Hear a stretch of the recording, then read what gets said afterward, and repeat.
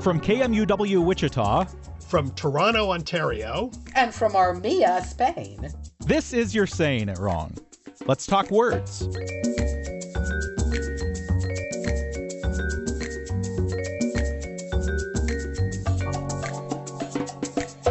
Let's talk words that are similar, although exactly how similar is up for debate. I'm Fletcher Powell, host and producer at KMUW in Wichita, Kansas. And joining me as they do each week, language experts and New York Times bestselling authors, Kathy Petrus and Ross Petrus. Hey there, Kathy. Hey, Ross. We are all definitely not late getting going because of technical problems today.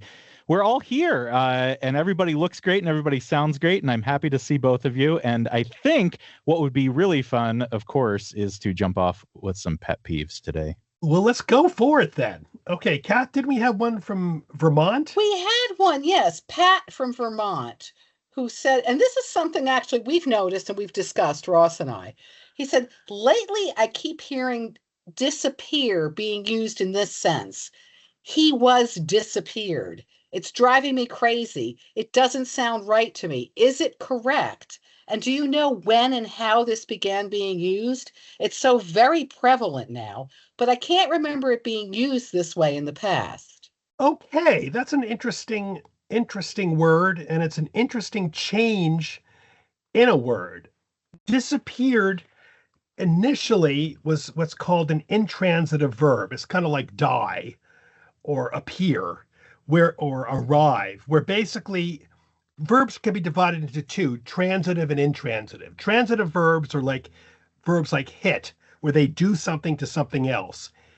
Fletcher hit Kathy, Fletcher hit Ross. Why do your examples always involve hitting each other, Ross? Do you know what the problem? Ross do you know the problem with that? This is deep problems. This is really interesting. Latin, a lot of time, I guess because the Romans were always killing people, and I'm always reading Latin books, a lot of times they'll use like killed or hit, and I instinctively go to that. I honestly think that's the problem. Because my wife was asking me that the other day, she goes, why are you always saying like hit for this? It's like, I think it's Latin, it's doing it. The Romans are conquering, and I'm conquering the language or something. Ross, as a Greek, you should not be doing this, so stop it. Well, the Greeks are always doing he argued with or something like that. That's a lot better. I prefer that. It's a petty argument. Come on. I know. What culture really likes to hug each other? I think we should go with that one. Yeah, that's a good idea. I think that's good. Fletcher hugged Kathy. That's good. Okay. That's a transitive nice. verb. And Okay. an intransitive verb doesn't do anything it only does it to yourself, in effect. So disappeared was intransitive. Basically, he disappeared. He didn't make something. But then I think it was, Kath, wasn't it from the Spanish, wasn't it? You could pronounce this much better than I.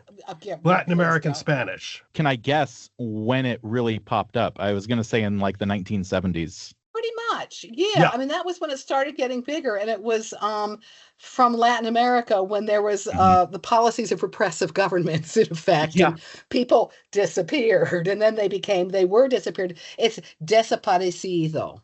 Yes. Mm-hmm. There was a really persnickety individual we found online, didn't we, Kath? Who said the 1965 Berkshire Eagle of Pittsfield, Massachusetts, has a statement about someone who was disappeared to Czechoslovakia. It said reliable Cuban sources. So some argument it might technically be a little earlier, and then the OED had it. I know. I love this one. Yeah, Catherine, I'm sorry. In chemical news, we progressively disappear the faces of the dodecahedron. Is that how it's pronounced? Dodecahedron? Yeah. I always liked that word as a kid. So the bottom line is it's been around, but I mean, really, it started getting big from Latin America, the use in Latin America, when people that's when they started doing it as a passive way. He was disappeared. Right. This person was disappeared, which is correct. Yes. And the key thing is here that intransitive verbs can't be passive. Transitive verbs can be passive.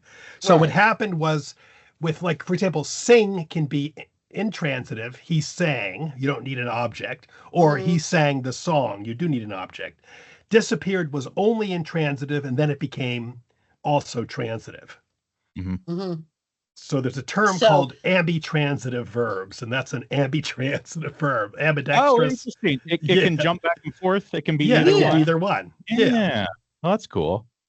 So Pat was asking, Pat is saying this is a pet peeve. I got to tell you, Pat, I'm with you because I was always a little off put by that phrase. I Really? don't like it still. Oh, I think. Yeah, I think find I think it. it's very I mean, evocative. yes, I like exactly. it.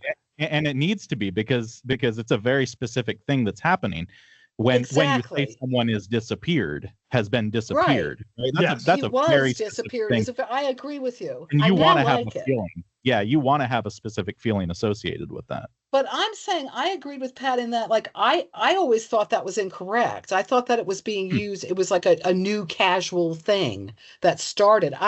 Fool that I am, you were right about when it started. I would have assumed it started online for whatever reason, but I always do that now. Anything Yeah. I don't know, I go, yeah, it started online. You know, I- I mean, No, but I mean, the Times had it just recently in a headline.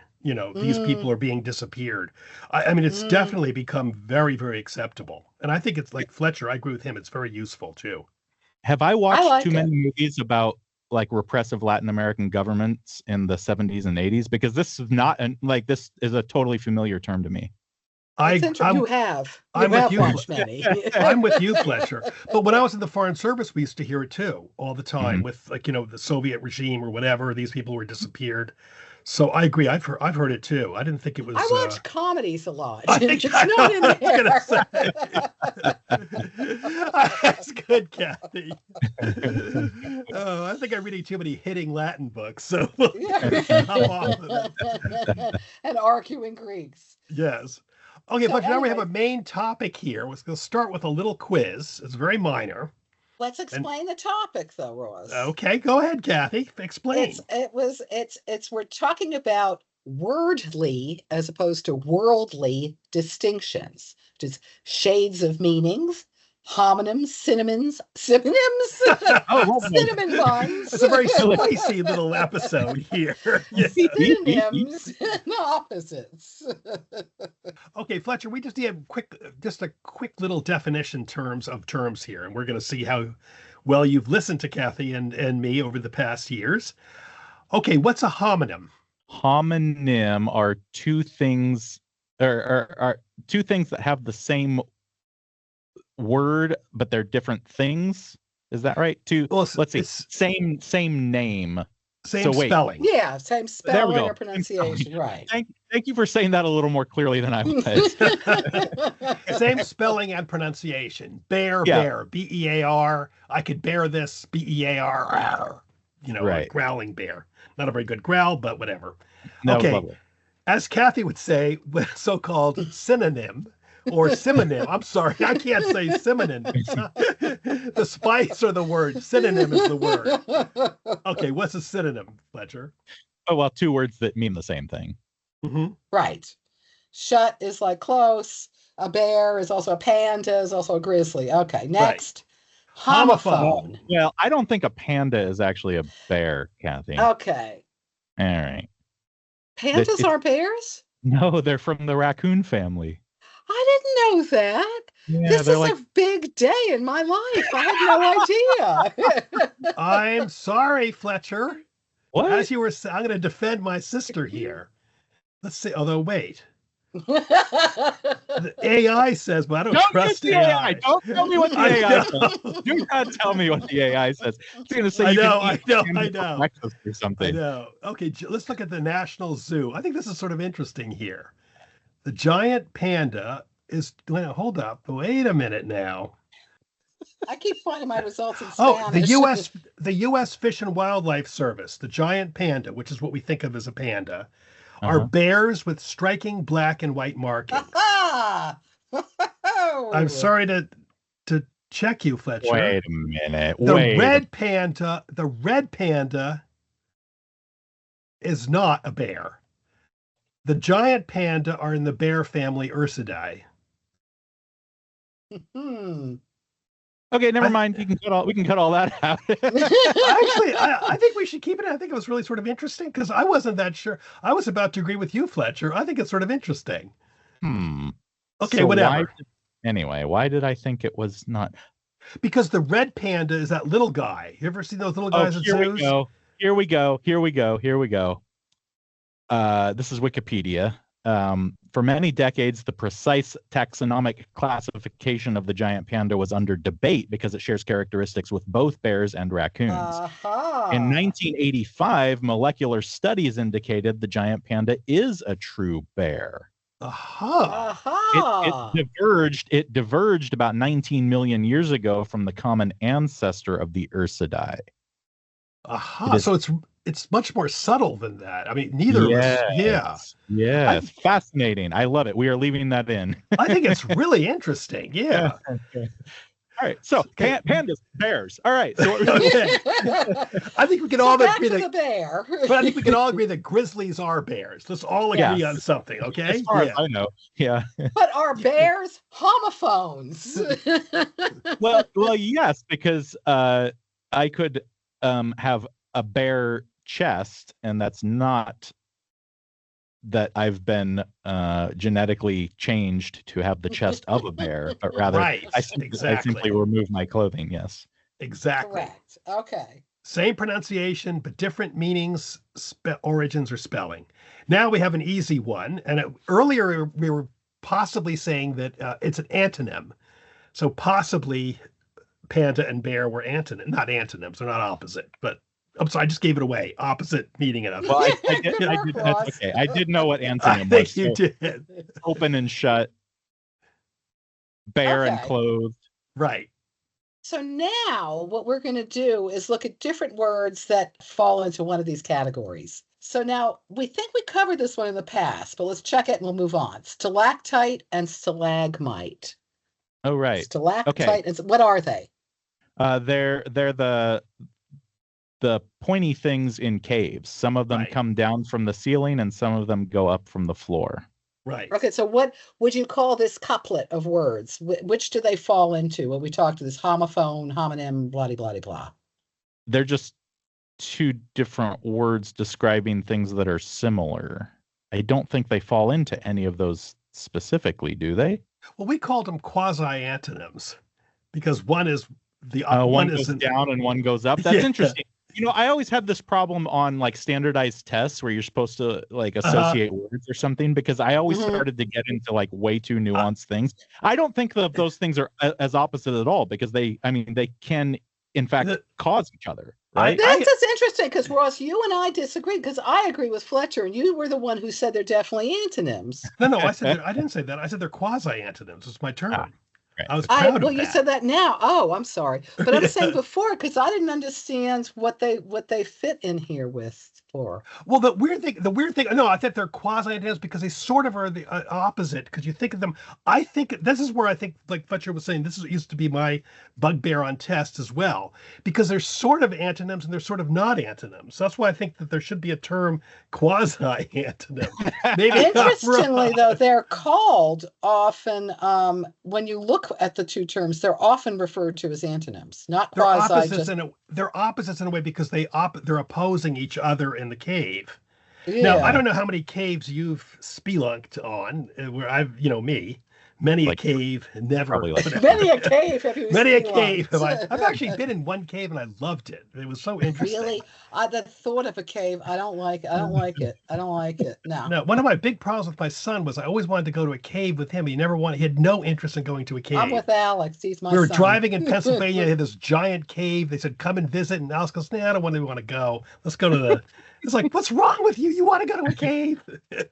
Okay, so which is which, Fletcher? I don't understand that when you go through those tiny little things. I couldn't do that. No, I like the cave. Like they have, you go in, it's big, and they have like railings, and you kind of look at the. Oh, that kind of cave. Oh, forget it. Okay, so Fletcher, which is which? I knew you were going to ask me that, and I can never remember. I think it's just stalactite comes from the top and stalagmite comes from the Perfect. Right. Good clue. The mnemonic is the C in stalactites. Right. Yeah. Yes. Well, I mean, like C comes before G. That's really the easiest way for me. So C is at the top and G is at the bottom. I just think of C as ceiling, G as ground. Yeah, that works. Oh, that works too. Yeah. That's The probably Fletcher's is more intellectual. I did like in Harry Potter years ago. I never know Harry called to Hagrid over the noise of the cart. What's the difference between a stalagmite and a stalactite? Stalagmite's got an M in it, said Hagrid. Okay, Fletcher, so let's now get rid of this antonym opposites. They can both be, because you were talking about them both being quite similar. So I'm sure you know the word from your spelunking days. What's the word encompasses both stalagmite and stalactite? Pointy. Ooh. Although stalagmites can be kind of rounded at the top. Yeah, they should be like the drippy, like drip sandcastles we used to make as kids at the beach. That's what the word comes from in ancient Greek, actually. Well, that's how they form, right? That's how they form. Yeah. One drips from the ceiling and over time gets bigger and it drips down to the ground, and over time the little pile of drips gets bigger. Yeah. Mm-hmm. Well, the Greek word, which I think is probably one of the more useless words unless you're a true caver, is speleothem. Speleothem. So that describes both of them? Yes. Oh, wow. Okay. It's a geological... Oh, I'm sorry, Ross, go. Oh, no, I was going to say speleon in ancient Greek is cave, and thema is ancient Greek is deposit, so it's cave deposit. It's a geological formation made by mineral deposits that accumulate over time. Yeah. Wow. So not to be really technical, but a speleothem can also be on the side. It doesn't have to be a stalactite or a stalagmite either. But what do they call those on the side? Do we know? Speleothems, I guess. I don't know. Shouldn't be like stalagmite or something for side? I don't know. Next time at a cave, I'll go look at the speleothems on the side there, and we'll be... Okay, Fletcher, we have two words here. Species and specie without the S. Oh, is that just one species? I don't know. I don't really know this word. Okay, this is interesting. Okay, this is in effect neither any of these, really. Okay, so it's almost a homonym, but it's not because the S is gone in species. So what's a species? Well, this is another example of my favorite quasis. Again, I'm so this is sort of a examples of all of these. I know. I love doing. I don't know why. I was sort of like throwing these things in for fun. Okay, so we have what is a species? Let's see if we know that one. It's the most specific form of classification of animals. Or very good. Is it just animals? Yeah. No, not necessarily. Living things. Well, that's the general definition now. It's basically, in logic, it basically became a distinct class of something based upon common characteristics, which is mostly nowadays referred to as biology, but in classical philosophy, you'll have it as like a species of a specific thing. So, which is, you got it right. Okay, the second word now is sort of a homonym, but not really, because the C tends to be pronounced as an SH, so it's species normally pronounced. I sometimes say species, but it should be species. Okay, so now what is species? I'm going to give you a big clue. I used to work at a bank, and they might have used that word if they were really old-fashioned bankers, like from the 1600s. Yeah. It's still used, though, in general way. Is it really? Yes. But not only by numismatists. No, it's used by those people. Yes, the coin collectors. Let's use the word coin collector. Okay, specie is coin or money in the form of coins. Metallic money as a medium of exchange, as opposed to paper money. That's why Kathy gave you that good clue of numismatics. Yeah. And it's from the Latin phrase. It's basically a form of, it's called the ablative. We don't need to go into that, of the word species. So it means basically kind, sort, appearance, but basically minted coins. And here in Spain, we refer to that as metálico. Well, so why, I guess slightly off track, why is it species? Why is that? I don't know. That's an interesting thing. I don't know. Okay. I'm sort of curious too. No, because I would instantly, if I look at it and read it, I would read it as species, but it's the dictionary says species is the preferred pronunciation, is the normal pronunciation.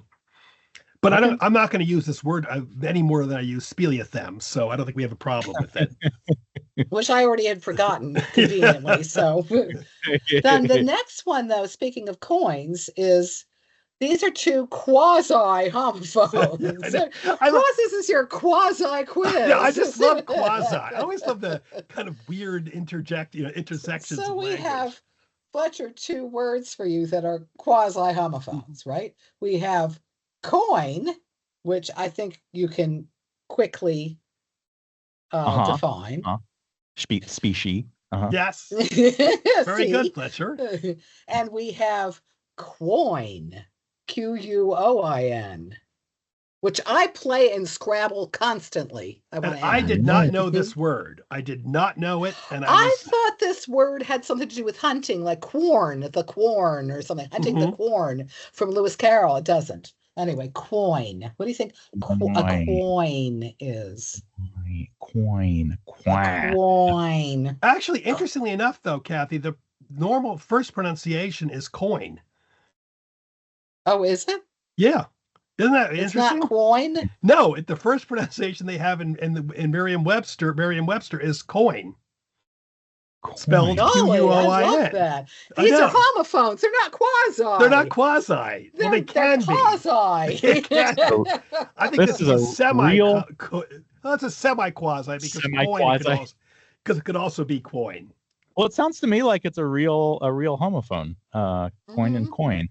I don't know what it is. It sounds like the corner of a particular room. What? Okay. Are you kidding? Yeah, that's what it sounds like. Good. Whoa, it's an angle at the outside corner of a building. Right. Holy smoke! I am dumbfounded. I bow before you, Fletcher Powell. Could you look it up, Fletcher? Because it's sort of cool because we see coins all the day at like big banks and big buildings. Because technically, the better way to usually it has like if you look online even. The like the bricks are different, or they have like how they have those with like it's a normal brick, but then they have the kind of like fancy stones in the corner.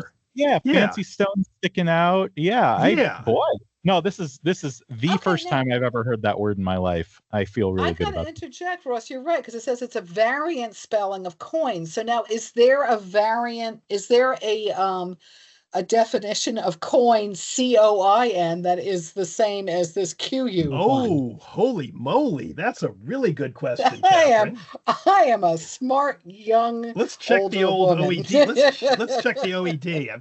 Are you signed in? I haven't signed in yet. Are you signed in? I'm trying. I'm in, but it's not coming up.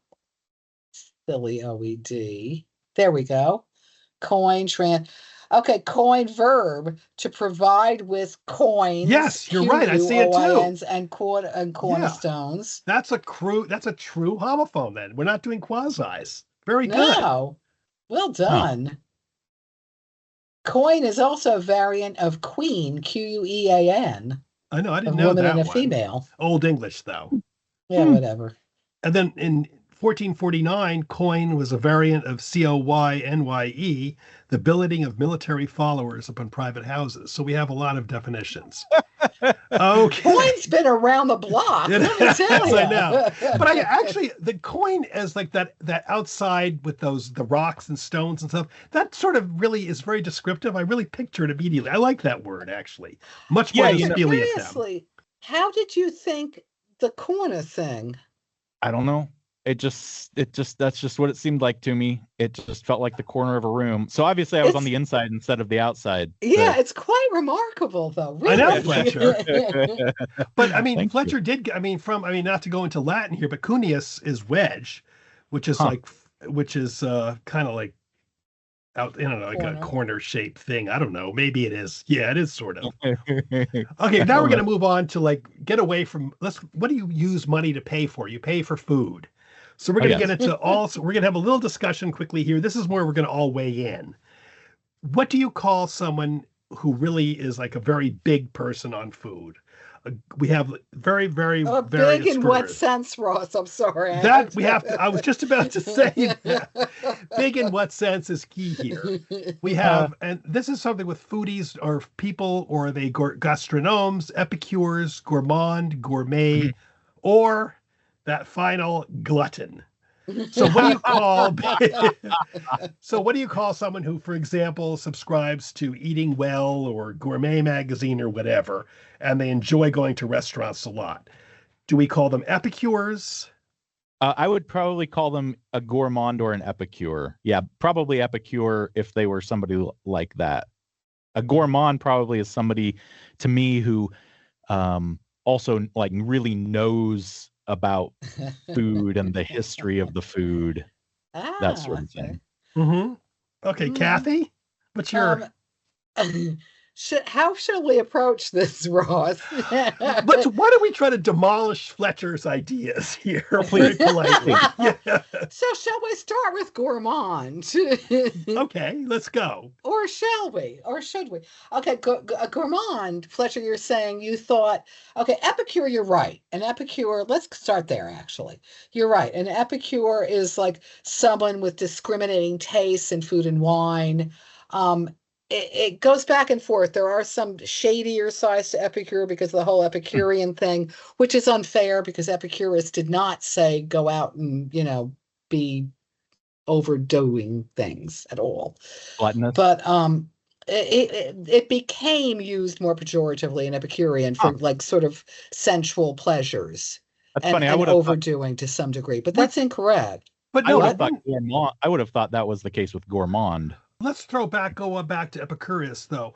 The one problem with it also is his theories were very broad based. Like Kathy just said, it's basically all sensual pleasures. It began to use that, but even the original philosophy was one who basically looks at life in a certain way, not just with food and wine, but with virtually everything. So therefore, it may be a little bit too broad. This is all based upon various discussions on food sites that Kath and I were looking at. People because there are people who love food are arguing constantly about what to call themselves. Of course. And I actually don't have a problem with Epicurean, though. I mean, I think that it's a nice word still. I think that, it used to mean just like cultivated, a refined taste in food and drink. And I think that's a valid use of the term still. I agree with you, but to some people, I think we're discussing, I sort of agree with you there too. I'm not sure I would use it though. It sounds a little bit too kind of hoity-toity to me personally. Anyway, let's move on to gourmand. Gourmand is a very bad choice, Fletcher. Really? Gourmand, everybody, this is a word that is so often used to mean gourmet. Oh, he's such a gourmand. It came from the word, the old French word meaning glutton. Yeah. Gourmand. It sounds so that it was way. Someone who was excessively fond of eating and drinking. So you see someone like, do you remember Monty Python? What was his name at the end? Oh, yeah, exactly. You know what I'm talking about. Where he eats mint. Mm-hmm. And explodes.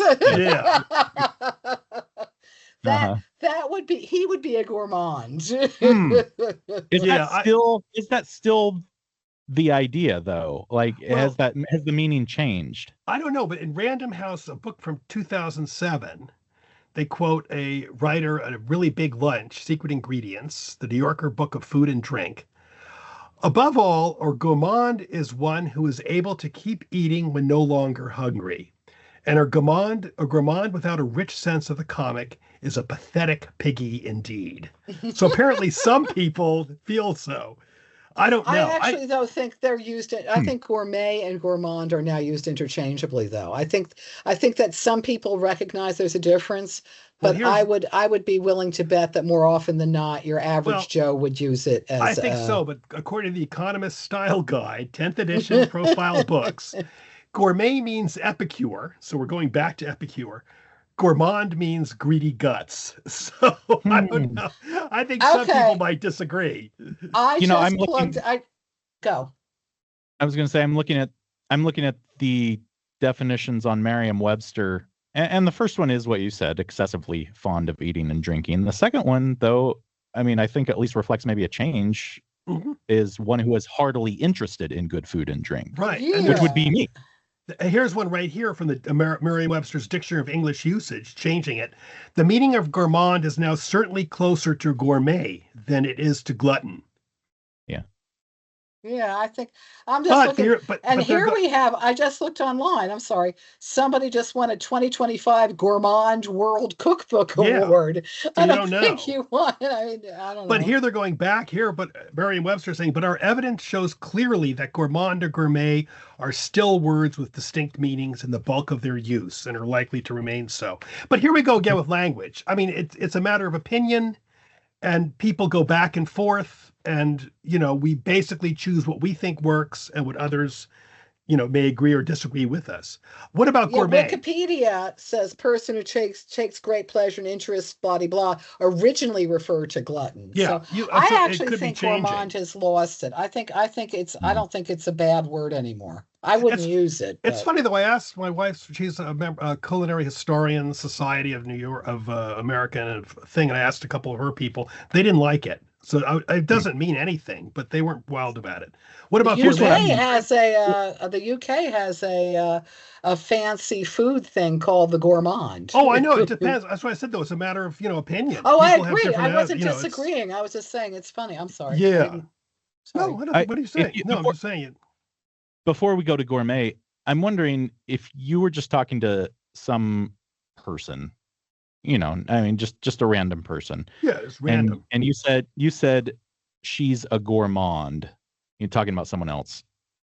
What do you think they would think you meant? Excellent question. I would think they meant someone who's a gourmet or epicure who likes food a lot. I would Well, not and think that Mhm, they're gluttons. I mhm, agree. mhm. along those same lines, would you say to someone she's an epicure? Like, what would you expect them to think then? I think if I were just talking to some random person, I didn't know necessarily their interest level in Mhm. anything or uh, their level of word knowledge, and I wanted to talk about somebody who was really interested in eating and drinking, I would probably refer to that person as a gourmand instead of an epicure, because I'm not sure epicure is as well known a word as gourmand. That's I what I was going to say. Epicure sounds to me either not well known or it sounds super like super Yeah. chef-y. You know what I mean? Although, Like, oh, sorry, go on, Kath. no, no, go on. No, although I'm going to say actually, I'm going to revert to a different word, which we're about to bring up. I would think gourmet would be more the word I would use Mm-hmm. Mhm. to me. It's funny because I don't ever feel like referring to a person as gourmet, and I think it's because we hear so often about gourmet food like as an Hmm. adjective. Mhm. And Mhm. so gourmand, Oh, basically for me, gourmand is the noun form of gourmet. I know that's not how it is. I understand that. But yeah. it But if I'm feels just that if I'm just way. talking to Yeah. somebody, that's how it feels to me. Yeah, absolutely. Interestingly enough, gourmet is relatively new to Yeah. English. It didn't start being used until the end of the 18th century as a noun, and then 100 years later as an adjective, like a gourmet meal. First, it was the noun Yeah. in No, English, Mhm. Hmm. which is Wow, odd. I interesting. wouldn't have thought that. Yeah. but it is interesting though, all these different, I mean, the different nuances, how we basically feel about it's just funny. To me, epicure and gourmand sound a little too fancy dancy. I Mhm. say Gourmet, foodie all the I time. like I say foodie too. foodie. People hate Yeah, Yeah. foodie, but that's what people say now. Yeah. foodie to me Yeah. really kind of cuts it because gourmet sounds like a little bit too like, well, it needs a bit of saffron or something like that, which I have no idea. But foodie sounds Mhm. like you're kind of like you like food a lot. Yeah, I think I mean foodie to me could be somebody who's, really into the street tacos Hmm. or, and also really into whatever the French restaurant down the street. A gourmand Yeah. doesn't feel that way to me. They feel like the person who's really into the art of French cooking, Mhm. and the more um, traditionally refined aspects of food and cooking. Do you know what I mean? The Yeah, foodie I agree. An foodie epicure to foodie me is could even a encompass. notch above. Okay, yeah, all right. The Epicure to me foodie is the though, it could be final one. anybody who likes, I don't know, to put arugula on their sandwich. I mean, like somebody who I you know I agree with it could you. be I it agree. could be very simple. Somebody who really likes food and whatever, or it could stretch all the way to the gourmand I like for it. that. I I think that's agree. true. I think There's that there another are word. these different levels. I'm sorry, Russ, go Yeah. Oh, on. no, go ahead, Kath. Sorry. No. I had nothing to say. There's another word that we didn't put in, and it's not used that much. Gastronome. Sure. Okay. which is Oh, a you say lover it of. like a French guy. I say gastronome. Okay, but either way, it's fun. But although there's another term which I just love that never took off, which is a gastronomer from the 1820s. I just love the word gastronomer. It's I such a think we should. That sounds like so H.G. Wells or something, doesn't it? it does. But I love, like, yes, I'm a gastronomer. But I think Fletcher's thing with street food is really a good point, because in a weird way, foodie? none of these seem to me to be really fitting, really like Anthony Bourdain, like, great street Exactly. food and that Exactly a who I thought foodie. of. I think it's perfect, Fletcher. I agree. It's so But I funny mean, though. he is someone like though that would stretch from the back alley street food Right. to all the way up to the highest Yeah. highs Yeah. on the culinary world. Yeah. Exactly. I Just love the scale. fact that the word foodie originally came from an article by Gail Green, the food critic, in New Uh-huh. York Magazine in 1980. So it's like she comes up with this term in the middle of an article, and then boom, it's Yeah. like everybody know. uses it, and she did it. It's like I did that. I know. I love That's I that. love it. It's funny though. Purists get angry and don't like the diminutive, IE as an ending. Of course. But there was a really good defense that we found. Returning to the title, am I a gourmet, a gourmand, or a foodie? To say I'm a gourmet seems presumptuous to me. I don't have that trained of a palate. I know what I like, but that doesn't mean I'm an expert on flavors. I love hot and spicy, but I hate sweet. That in itself probably disqualifies me as such an exalted title. Am I a gourmand? Harkening back to the original definition of being a glutton, I hope not. I do enjoy food, but I try not to overindulge, at least not on a regular basis. So I guess that by default, I'm a foodie. Who said that? Oh, let's see. It was on a blog, Gourmet, Gourmand, or Rick Food. I think it's a guy, R.L. Cherry, online. Gourmet, Gourmand, or foodie. I thought that was a nice little summation, actually. Yeah, that is nice. I wouldn't personally call myself any of those things, but I sure do like food. Yeah, me too. I like to eat. I wouldn't call myself one either, but I do put arugula on my sandwiches, I have to admit. When you said that, almost all the time instead of lettuce. I like arugula on a good ham sandwich. I'm a lettuce girl. I never was crazy about arugula. I love arugula. You're Saying It Wrong is part of the NPR network and is produced in the studios of KMUW in Wichita, Kansas by me, Fletcher Powell. Kathy Petrus records from her home in Armia, Spain, Ross Petrus from his home in Toronto, Ontario in Canada. Torrin Anderson composed our theme music, and our digital team is Beth Golay and Carly Cooper.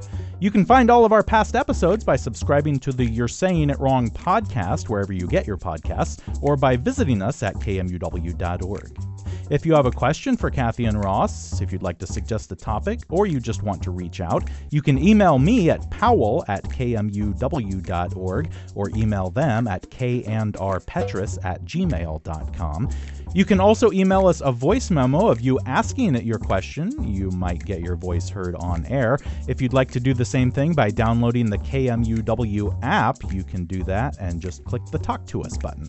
You can find all of Kathy and Ross's books pretty much anywhere you get books, and a handful of them are also available on audiobook read by the authors themselves.